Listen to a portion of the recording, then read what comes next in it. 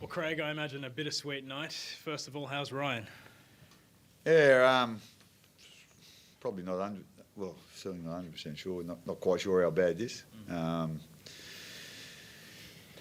He's had a plate in that ankle before, so like I say, not quite sure whether it's something to do with the plate or something just above the plate or where it is. So he'll have to go and have a scan and then go from there. So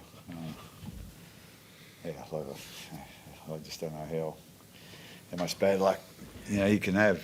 But anyway, it is what it is. So we just need to make sure we find out what's wrong and then go from there.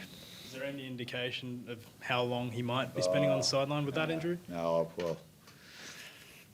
well, they didn't tell me any time, so we're just sort of concerned that he's got this injury and just need to go from there. So so I don't think they're really they want to see the scans first before they find out what's wrong before they start making any predictions. It's devastating for Ryan if he's out, but you've got Sewer there. I mean, that's something that you can look forward to. Is he up to filling in for Ryan? Yeah, well, I hope so. He come off with a knee injury at the end too, so we're not quite sure how bad that is. So yeah, we've had a bad night with injuries and obviously especially our fullback. So we've done a good job there when he come on, but that's why. So went off the second time. He felt something in his knee. So again, they're not quite sure what that is. So we'll have to check that out too. Craig, we spoke before the game, and you said you were proud of how your team kept finding different ways to win, and you've done it yet again this evening. You must be proud of them. Yeah, I thought at stages we weren't too smart with our footy tonight, which was a bit frustrating. But you've got to give them some credit. Like leading like we did, and then giving up that lead, and then hanging in, and then sort of probably finishing over the top a little bit. I thought that was a good sign, and covering for those injuries that we had. So So like I say, I'm proud of the effort and the way they hung in there, but we just need to be a bit smarter in certain situations. Speaking of pride, tell me about the bloke to your right and how proud you are of him to notch up this milestone. Yeah, again, like as I said, during the week, he's anyone that plays 200 games. You've played 10 years of NRL and basically you average 20 games a year. Like that's pretty good going, and this bloke, he's still going to go on for a while yet, and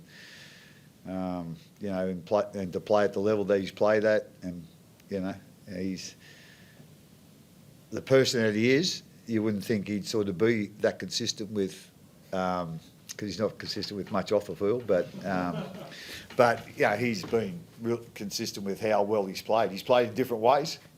Done different things for us when we've needed. He's played in different positions, but he's always played high quality, and it's obviously he's with the talent brush, without doubt. But he's mixed a lot of hard work in with that talent, and that's got him to where he's got to, playing that many games and playing so many rep games. I think he's played 11 times for Australia and 18 games for Origin. So 18 games for Origin's pretty good going as well. So he's been great for the club, and hopefully he'll be there at the end of his career.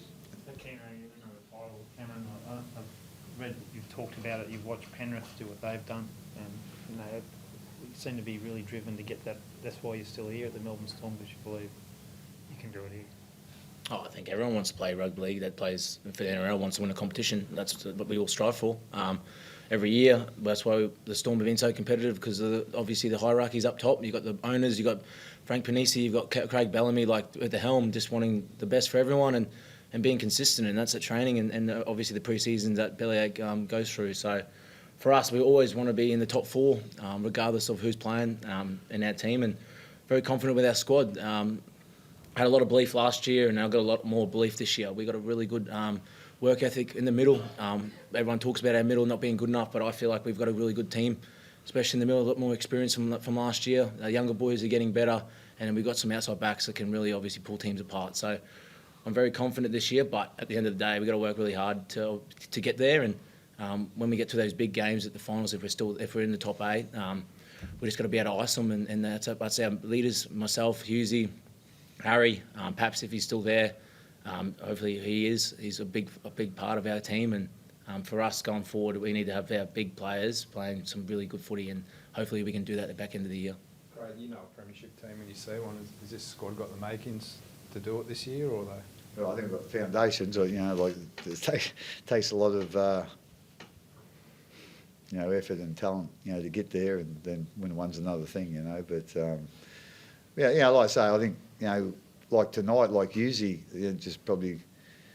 just give you a little, I suppose, illustration of the resilience tonight. Like he felt his calf in the first 10 minutes, but because of our injuries and because it was so early in the game, we just asked him to hang in there. And like I say, he didn't play like he has been playing, but he didn't run the ball much, but he just hung in for us. So like I say, that's just showing a bit of resilience that we probably lacked in the last couple of years, because the teams probably was younger after we won it in 20. There was a bit of a turnover of players, and just to get that experience and